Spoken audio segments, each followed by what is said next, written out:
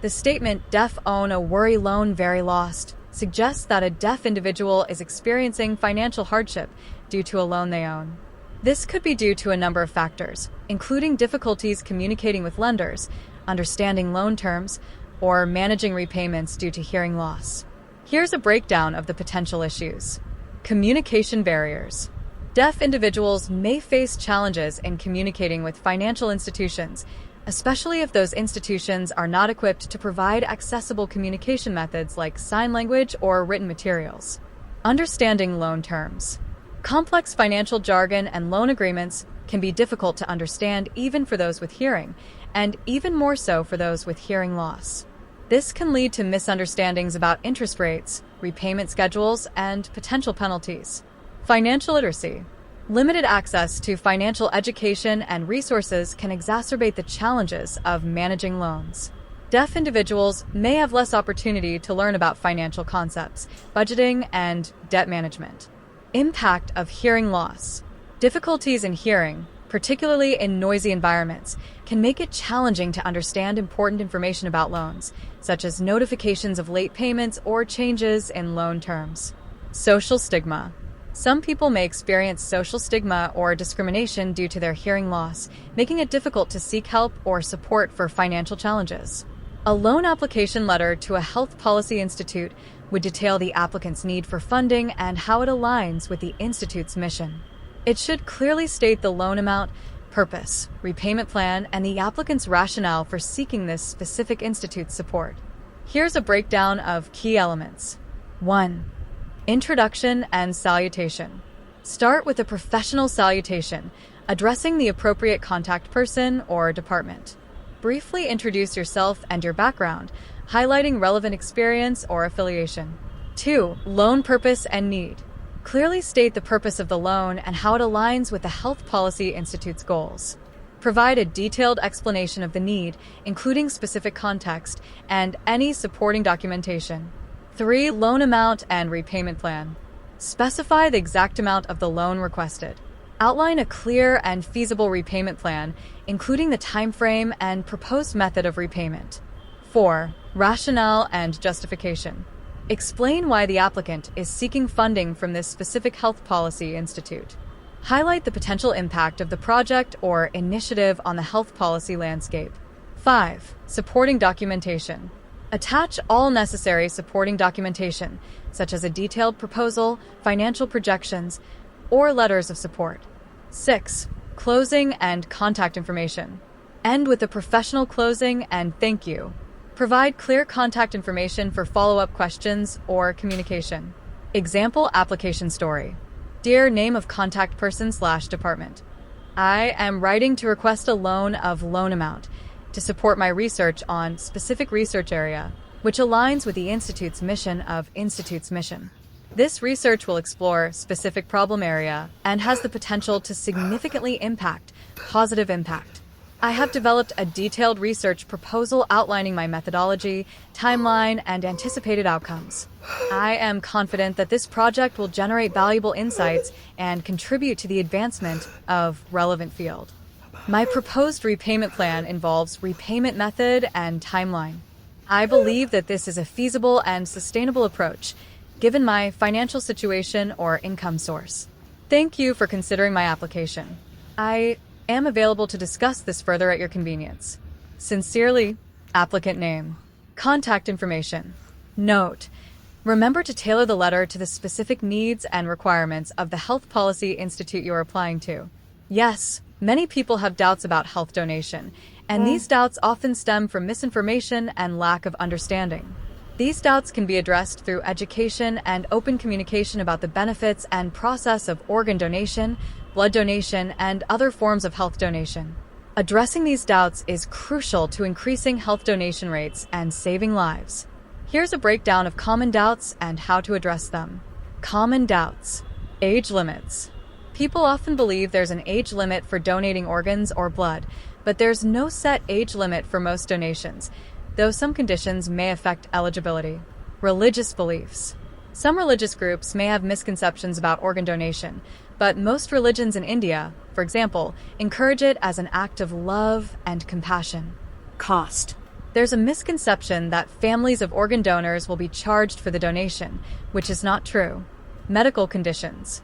People with certain medical conditions may be hesitant about donating, but many medical conditions don't disqualify someone from donating, and healthcare professionals can assess individual cases.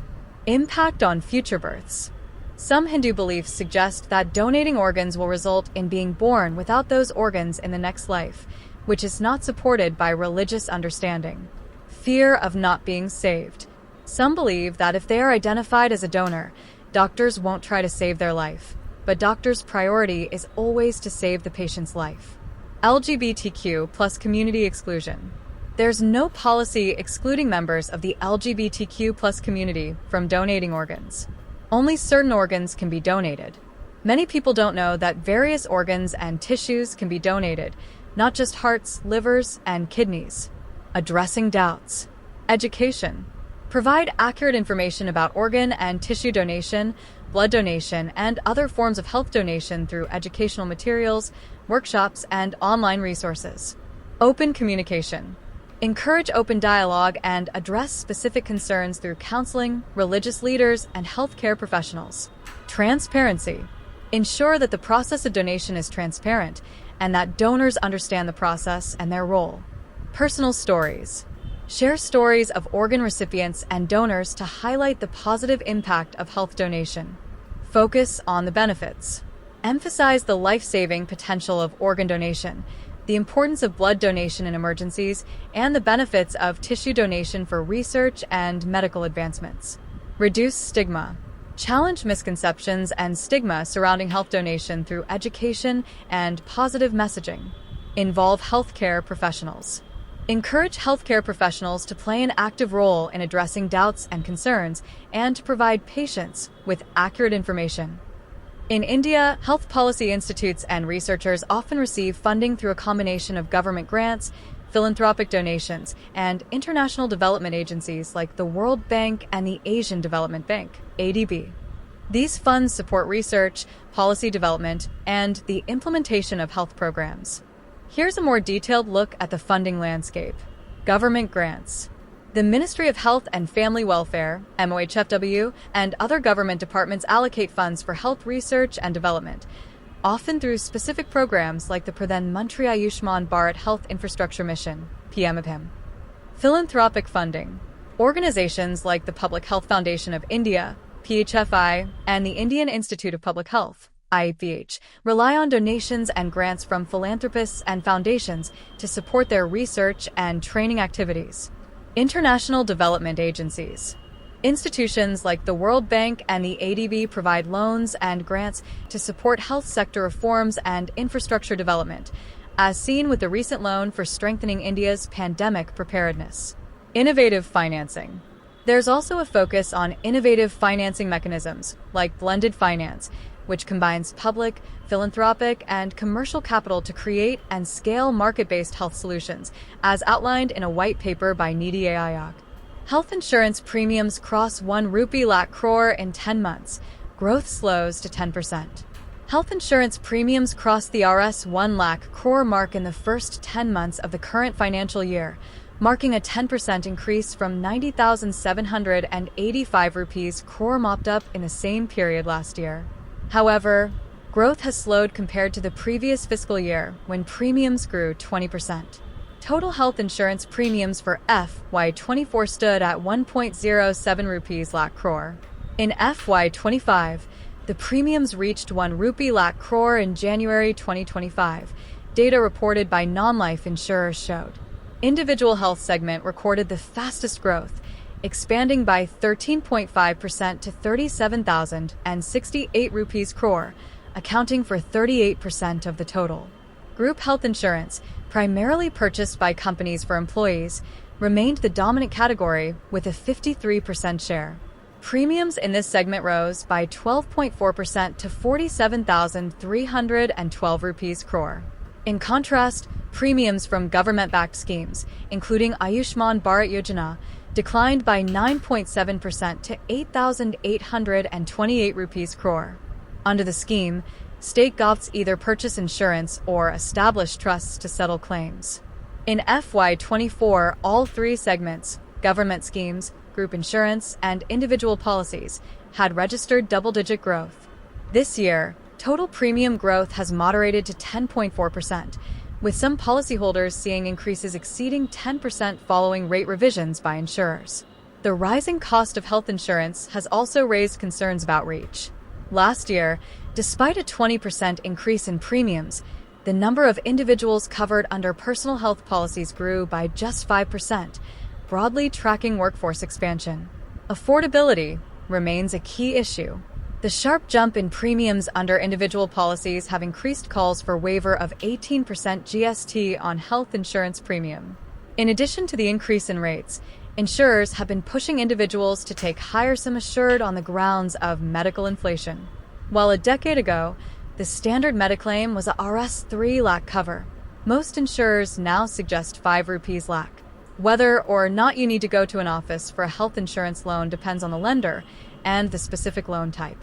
Some loans, like those from banks or financial institutions, may require in-person visits for certain processes like loan application or document verification. However, many lenders offer online loan applications and digital processes, allowing you to complete the entire process remotely. Elaboration. In-person visits. Some lenders, especially banks, may require you to visit their branches for certain stages of the loan application process, such as initial consultation, document verification, or signing loan agreements. Online applications. Many lenders, including online platforms and some banks, offer fully digital loan applications, allowing you to complete the entire process from your home or anywhere with internet access. Loan against insurance policy.